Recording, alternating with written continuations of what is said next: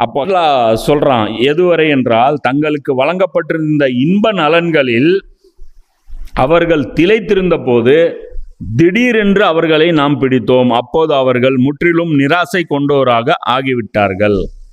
அப்போ இவங்க திளைச்சிருந்தாங்க பாரு, அந்த நேரத்தில் அல்லாஹ் என்ன பண்ணான், திடீர்னு பிடிச்சான்.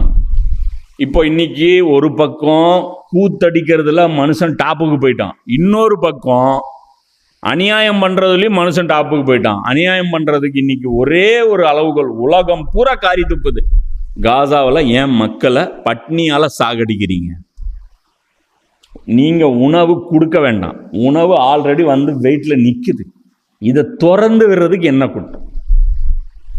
அந்த குழந்தைகளுக்கு உணவு போய் சேர்றதுக்கு சரி நீங்களே கூட போங்க. சரி ஹமாஸ் எடுத்துக்குவான் இவன் எடுத்துக்குவான்னு சொல்றீங்களா? சரிங்க, இஸ்ரேல் ராணுவமே கூட போய் அந்த குழந்தைங்களுக்கு கொடுக்கலாம்ல. கொண்டு போய் கொடுக்கறேன்னு கூப்பிடுறான், கூப்பிட்டு குழந்தைகளை சுடுறான். இதை விட மிருகத்தனம் வேற உலகத்தில் வேற என்ன இருக்கும்?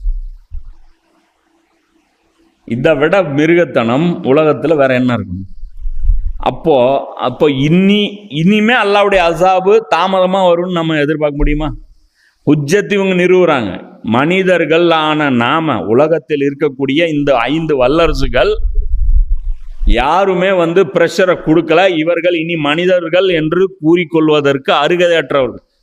புரியுதா? ரஷ்யா கண்டிக்குது, என்ன சைனா கண்டிக்குது. ஆனா அமெரிக்கா இன்னைக்கு என்ன பண்ணிட்டு இருக்கு? அவங்களுக்கு பேக் போன்ல இருந்துகிட்டு இன்னைக்கு எந்த அளவுக்கு ஆயிடுச்சு, பிரிட்டன் கூட வந்துட்டான். இன்னைக்கு பிரிட்டனும் பிரான்ஸும் வந்துருச்சு.